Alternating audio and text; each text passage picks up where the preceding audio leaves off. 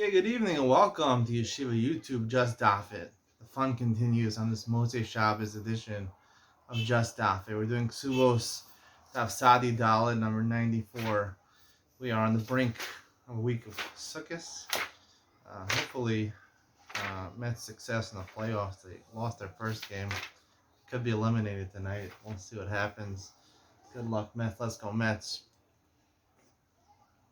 Or some people like to comment on YouTube. LFGM. I'll leave that for you to figure out what those initials stand for. All right, let's get into it. The bottom of Sadi Gimel and V's. The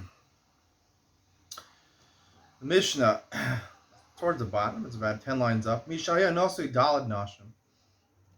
You know, this person's moving up in life. The two Mishnah has to go, he's married to two ladies. And he's married to three ladies. Now this Mishnah, he's married to four ladies. Like the Gemara in Yevamos says, it's a good idea to marry four ladies, not more than four ladies. Because you can't have Ona more than, you're only going to get Ona once a month. Misha Yonasu Dala Nashim Ames. And he died. Now, the previous Mishnah talked about where the estate of the husband only increased or only had assets after he died. People paid him back whatever chovos he had to his estate, and therefore the lien of all the Kesubos, or he was paid back after he married all four wives or all three wives. In which case, when the third Kesuba, when all the Kesubos had a lien, even when the third Kesuba was written, he didn't have any property yet to collect the Kesuba. So any property afterwards came under the lien of all three Kesubos simultaneously. Here, we're talking about where the husband, this Mishnah, the husband he was a rich guy going into marriage. He could afford to marry four ladies. So now he died, and maybe he doesn't have as much money in his estate when he dies. So who collects first? So the first lady, he married, her Kesuba predates the second lady, and the second, the third, and the third, the fourth. So therefore, whoever's star comes first, they have the right to collect their entire sum first from the estate. So there's only enough for one Kesuba. The first lady gets everything.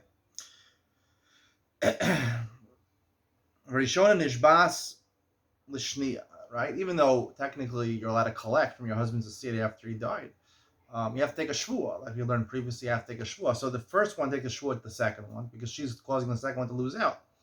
The shnia l'shlish is when the shnia, there's only enough for two ladies to collect, so the second one has to swear to the third one. She's causing the third one not to be able to collect her ksuba. The shlish is raviyas, and the third to the fourth. The raviyas nefrash lo b'shvua. Harakam holds the fourth one. Why should take a shvua, right? There's no one else. She's not making a fifth lady lose out. She's the last one collecting.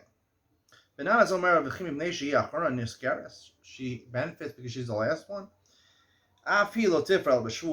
She must take a shvua also. This machlokas will explain in the Gemara. What is the sheet of bananas over here? Doesn't seemingly make any sense. If all the shtaros, now this is not necessarily talking about a ksuba, but it could be, right? If we're going to be telling the Gemara is going to talk about someone who sells a residential property to different people. He gave the deed to different people. What happens then? Or he married two women at the same time, or he wrote their ksuba on the same day. It doesn't differentiate. It says on the ksuba the same date. So who comes first? So if the time, the hour is written, we'll see in Yerushalayim, the minute was right, what hour the star was written on. So if the hour is written in the star, so if one ksuba was written at 10 in the morning and one was 11 in the morning, so the 10 o'clock precedes the second one. The Kachi Ukosin B'Yushalayim, that's what they do in Yerushalayim shows. They would write hours. If it was Yerushalayim, they're all written at 10 o'clock in the morning. They didn't write 10:05 or 10:10. They just wrote 10 o'clock. Or it was outside Yerushalayim. The minhag was not to write shos. They just wrote the date, and it was the same date. Is you have to divide it evenly. We don't know who came first. The Gemara says, Michael Mifli, what's the machlokas in Rabbanon and Bananas? Amar Shmuel says, the top of Sadi Dalman Al, if you go in Shanim says, Achas Ben, Sada She'ena Shalo. What happens is that the first lady collected, or the second lady collected, but they collected a field that they thought belonged to the husband's estate, but then they soon found out the husband had stolen it, or the husband had taken over the field illegally or without the other person's knowledge. So it's very likely that the person who it belongs to is going to produce a star of ownership, a deed of ownership, and they're going to take it back. Right? So now the first one collected a field that didn't belong to the husband, and then the second one collected, and the third one collected, and the fourth one collected, and now there's no more property left, and someone's going to collect it from the first one. So therefore, Banana says the fourth one has to take a shvua that she's really is owed the money, because otherwise she's losing out the first one, who's going to lose her field. So Balkov was a later lien on your property, right? And he collects. Is it collected or not? Right? What the collection was, right? The fourth lady, Balkov Mu'ukhar, right? She unlawfully took is since the first one took property that didn't belong to the husband, so therefore she is still entitled to take another property instead of that. So therefore, the fourth one who took before the first one, it wasn't legally hers. But not a savar mashagava gava. No, bidi evid, what she took is hers. So therefore, she takes a shvua because otherwise she can lose out the first one. If they find out the land didn't belong to the husband. Everyone agrees. Tanakam and Benan is both agree. What she collected is not considered collected. It's not collected. Technically, the first one can go back to the fourth one and take possession of the land the fourth one already took. Here we're worried about Shema Tachsif.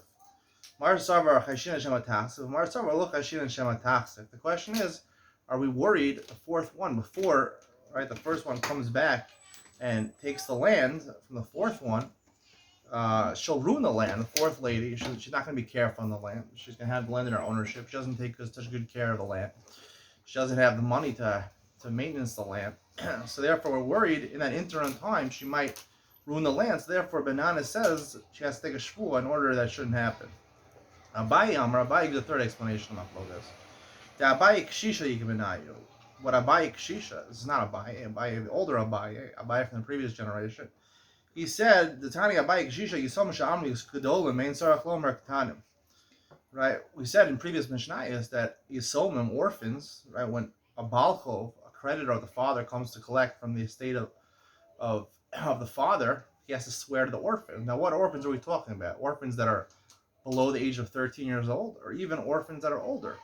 So Abaye Kshisha says, Yisomim, even if they're older, even if they're old Yisomim, 25, 30, 50 years old, you have to swear to them. Tanakam is Leisley Da'aba Keshisha. Benanis is like Abaye Kshisha. Benanis hold of Abaye Kshisha, right? And therefore, right, these women are like Yisomim that are Gedolim, right? The women are ostensibly probably over 12 years old if they're married to him. So Abaye Kshisha says, no matter what, you always have to collect from the shvua. So therefore, you're collecting from the husband's estate. The husband's dead, right? You're collecting from his children, so you always have to take a shvua, even though it's not relevant. That's why Ben Aniston says takes a shvua. Amar Ravuna, Hani Trei Achi v'Trei Shvutvi, the Isla Hudina Bahadi.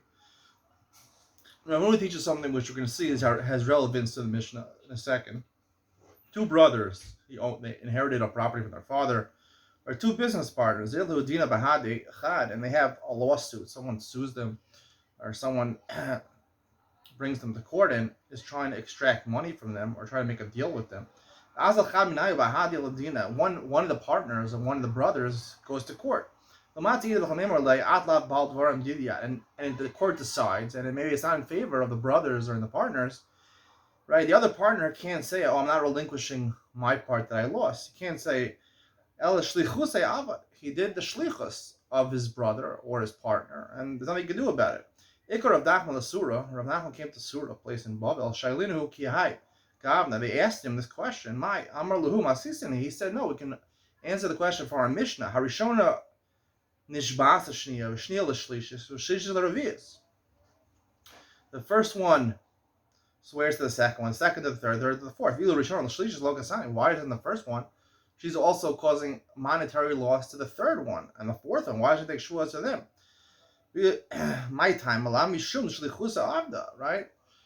The second one is doing the shlichus of the third one, right?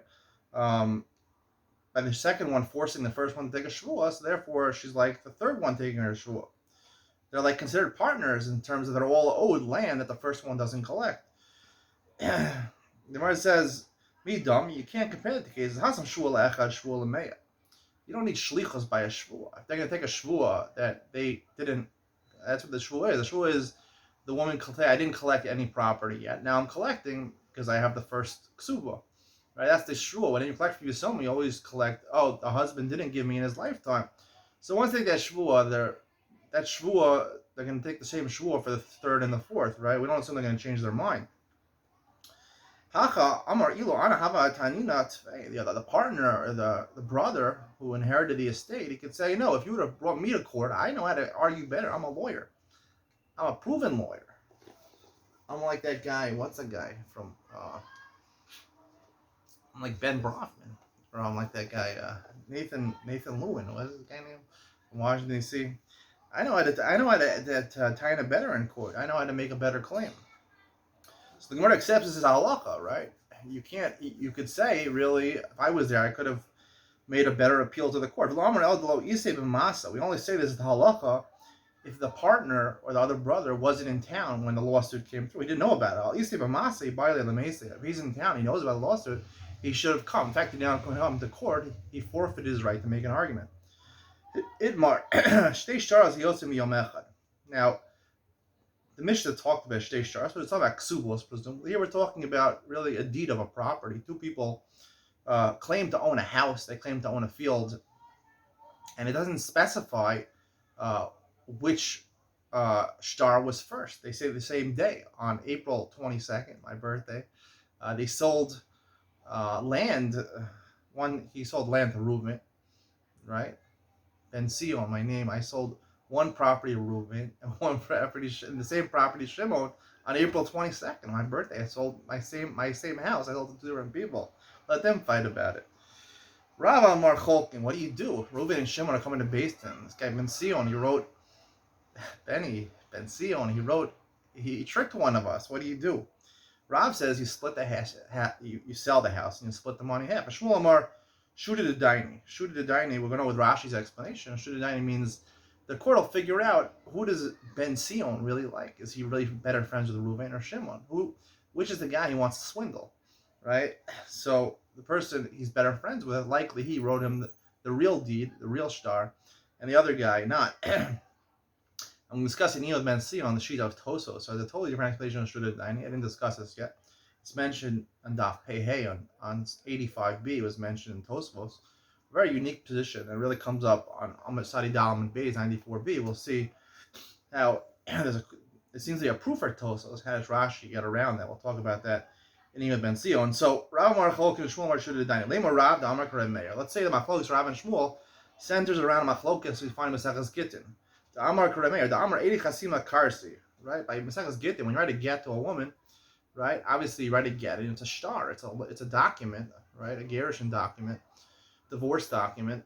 So it says that he divorces her, and there's two Eidim that have to sign the document. So the mayor says the important Eidim are the ones that sign the document. That effectuates the actual get. The fact they sign. Obviously, you have to give it. The Tanai is you have to give it to the wife. Nasan biyad, you have to give it to her. She has to take it. However, what the Gerushin happened with the shtar, with the chasima, the signatures in the shtar. Shmuel Amar, the Amar Karazer, Shmuel says, like Rabbi Lazar, the Amar Edi Masira Kars, he holds by get. It's not, even though they might have signed the document, if there's Aiden that saw the man give the get to the wife, that is what breaks the marital bond between them. So the Gemara tries to assume this Rameyan or Rabbi Lazar would also argue by a shtar or a deed of a house, a monetary document, where, according to Rabbi Meir, right, it depends on when you write a deed and you have signatures on the deed, so that effectuates the kinyan, that effectuates the person giving it to the other person. So therefore, we have two shtaros that say the same day, so we have to divide the property. And Shmuel says no. Even though it might say the same day in the shtar, we don't know what day he gave it to, because what really affects the kinyan. When does a person acquire the house that he sold to him? When he gave him the shtar, we don't know who he gave to Reuven or to Shimon first. So therefore, Shuda the Daini, Shmuel says, like Rabbi Lazar, Edi Masira, who do we assume, the Beis Din assume he gave it to first? Versus low. The Chulama Rabbi Lezer. Everyone holds like Rabbi Lezer, who happens to be how we paskin by get. We paskin Edim Masir cause. If here we what's the argument? Rav Sarah Chaluka Adifa. Rav says that it's better, right? We don't know who we gave it to. Now, whoever got the star first ate a Masira cars to the Rabbi Lezer. However, we don't know. We're Malcolm Safik over here. So Rav says the best way, we don't know how to resolve this Safik. The fair thing to do is split it in half. And Shmuel Marsav shoot the Daini Adifa. And Shmuel says, let's investigate. Let's see realistically who he was better friends with. Who Ben Sion was better friends with, Reuven or Shimon. I don't know a friend named Reuven. I don't know a friend named Shimon. A friend named Noam. All right. Umi Matzah Mukmas Le Rav Rabbi Lezer. The Gemara says, could we assume that Rav Paskins like Rabbi Lezer? We said everyone holds like Rabbi Lezer. I'm a Rav, Yehud I'm a Rav, halacha Rabbi Lezer begitin. Rav's the halacha follows Rabbi Lezer begitin. Kamris gave the Shmuel, when I said in front of Shmuel, I'm a Apishtar. Shmuel said, halacha like Rabbi Lezer, you my shtaros. Michlal, from that discussion, the Rav savar shtaros lo. You can infer from that discussion that Rav only said what he said by Gittin. By Sharos, you would say no. Like Reb Meir, Eidei Chasima Karsi. Elam Chavarda, Rav, Reb Meir, Shmuel, Reb Lezer. That's the likely explanation. The reason Rav says Chalukah is because he holds like Reb Meir, and therefore there's no other way to divide it. You have two equal Sharos, you have to split it in half. Shmuel says no, we like Reb Lezer. Meisive, question from Bryce, the Shtei Sharos, Yotim Yoechad. They say the same date on it, the star. Cholkin, it says in the Bryce explicitly, we split it in half like Rav. Tiyufta the Shmuel. Seemingly this Bryce is a refutation of Shmuel. Anocha Shmuel, Hamayi Rabbi Meir. This Bryce reflects the view of Rabbi Meir. Ana the Amri Rabbi Lezer. Rabbi Meir says, right, Eidei Chasima Karsi. Right, you go after the star. And the star, right, had the same day on it. But I said like Rabbi Lezer, you go after the man in Masir. So therefore, shoot the Dain. Rabbi Meir, if you'll say the Bryce reflects the view of Rabbi Meir, Ema Seifa, say the end of the Bryce. The cost of Le'echad or Masr Le'echad. Kasav la'echad u'masr la'acher. Zesh masr lo kana. He wrote a star to one person, and he gave the field, he gave the keys to the field, he gave a deed to the field, let's say, if a star is not a deed. Zesh masr lo kana. The person he gave the keys to, he gave the deed to, was kana. Very mayor, I'm like kana. Amar Eidei Chasima cars. These are the stars of what's important over here. He wrote a star that he's giving this house, or he's selling the house to Reuven. In fact, he gave it to Shimon. This shouldn't make a difference. So the Gemara relents. The Gemara says tonight, yeah, you have to say the machlokas is really machlokas tanaim. That the brisa, this brisa seems to accord like the opinion of Rav. The Sanya chama omrim yichloku b'kan amru mashirtza hashlish yasa. This is a machlokas when it comes to, I think, it's the case of Maseches Gittin. It's talking about a person who says, I'm giving money, I'm giving a deposit. He gives to an agent. And he says, go bring this money to my friend, I don't know, Jerry or whatever, Jerry Seinfeld. So he's bringing the money to Jerry Seinfeld. And you know what happens, right? It wasn't, George Costanza was giving the money to Jerry Seinfeld. And Jerry Seinfeld, he happened to have died. In real life, he didn't die. But in this story, he died. And by the time the shliach, the agent, came back to George Costanza was dead. So, what do you do with the money? The shlish, this agent who was apportioning the money, he was told to give it to Jerry Seinfeld.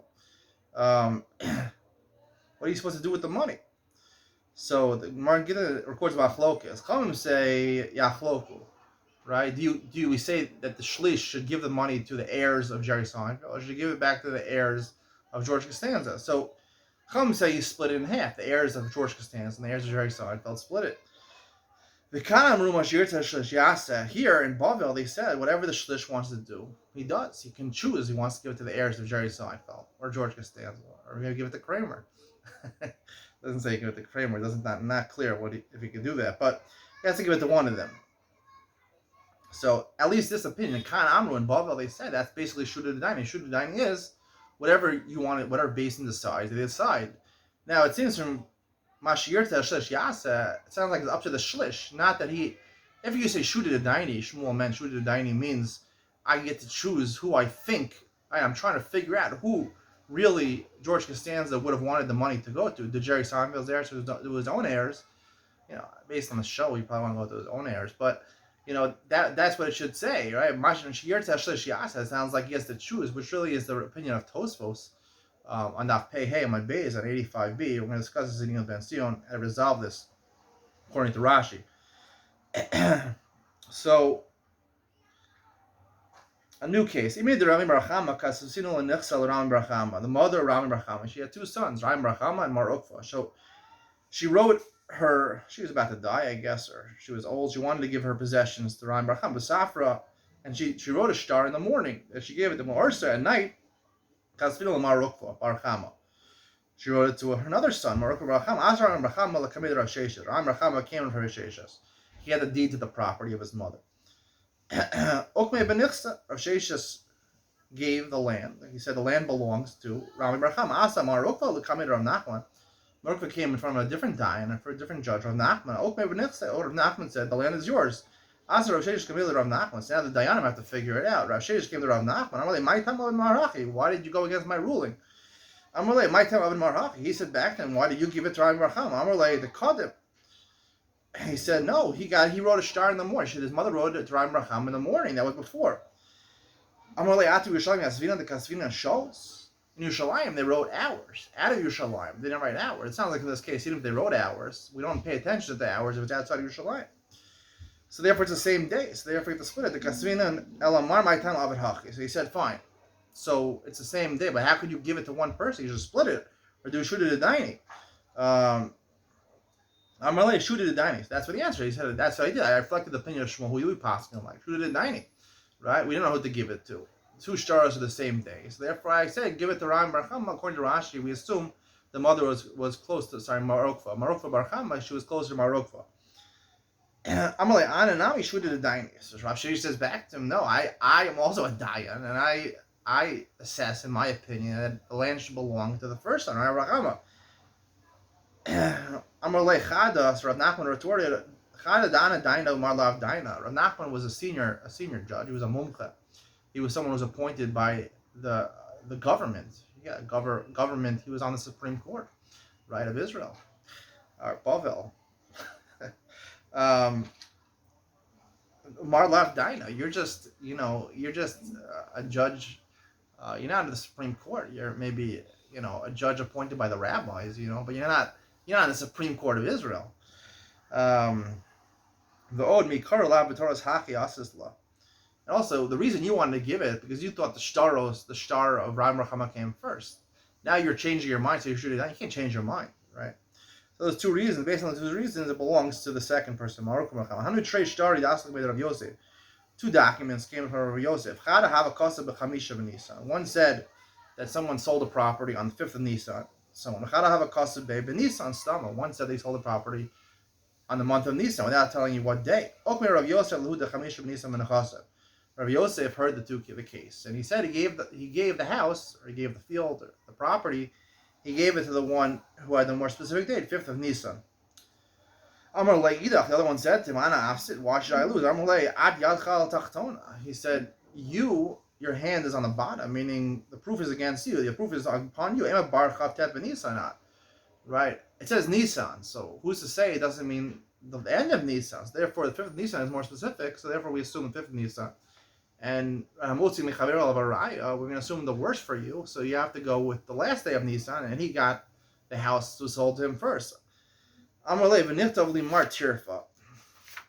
he said, fine. So the property belongs to the first person. At the top of Sadi Hem and Aleph, at least write for me a tirfa, meaning tirfa means that the person who sold it to me, right, obviously sold it to two people, the same property. So at least write for me a right of seizure, a document conferring the right of seizure, according to our class translation. I get to collect. This person sold me, I gave him money. He sold me the property to two people. I should get to collect my money back from him. Meaning, and what property I collect? Because he sold to me on Chavtat Nisa, on the worst circumstances. So at least from Rosh Chodesh Iyar, I should be able to collect. If this person, right, he obviously doesn't have the money, maybe doesn't have my money, but I can collect from his properties that he buys after Rosh Chodesh Iyar because he owes me the money. He said, wait a second, I can't write that for you because right? The person you're going to collect from has every right to say that maybe the star that said Nissan, maybe it was the first of Nissan. It didn't say which day of Nissan is. So maybe really you are the one who got the land, who got the property. I can't practically give it to you because it's not clear, but technically the other person can push you off also and say you were the one entitled to the land. You have no right to get can seize from me the property. Maybe he really sold it to you on the first of Nissan. I just didn't write the first of Nissan. Technically, it's not. There's nothing we could do about it because you could say the Chavtet Nissan, but you lose either way. So the Gemara says, so how do you fix it for this guy? So the Gemara gives an advice that basically, right, there's two people, Reuven and Shimon. I swindled one guy. Reuven, I sold it to Shimon. I wrote Nissan regular without telling him what day Nissan. The fact is, my birthday is Chavtet Nissan, so it makes sense to shoot it at Dani to be Chavtet Nissan, but I sold the property. So Reuven, who says the 5th of Nisan, he owns the property now. What he should do, a favor to Shimon, is to loan him, let him borrow the deed that he owns now, which is the 5th of Nisan, and write a harsha, meaning give him power of attorney on behalf of him, on behalf of Reuven, to seize any property. So therefore, he works as the power of attorney. So in a certain sense, he owns the land also now because he borrowed the deed and he has power of attorney. So he has control over that land. So therefore, now you can write. He can seize property because if he comes to seize property and the guy says, "Wait a second, maybe you got the property," he says, "No, I'm not collecting on behalf of myself." Right, you're right. My star, it says Nissan in general. Could be it's the first of Nissan really belongs to me, but I have power of attorney from Reuven, the first guy who says 5th of Nissan. He doesn't have the property. I'm collecting on his behalf, right? So I collect on his behalf. And if the guy says, "Okay, so maybe you're Chavtet Nissan, maybe you're a little later," so then I'm going to collect on behalf of my own, right? You can put away that power of attorney and just say, "Okay, I have Nissan. So at least from the first of ER, I can collect property because I lost it." So either way, either through the power of attorney or the fact that he has an ambiguous shtar, he's able to collect that way. So therefore, Shmuel doesn't lose out. See, I can do it. I can swindle people, and they won't lose out. So there's no point not swindling people. I'm joking. Anyway, have a good Motzei Shabbos. Have a good night, and we'll see you tomorrow. Be well.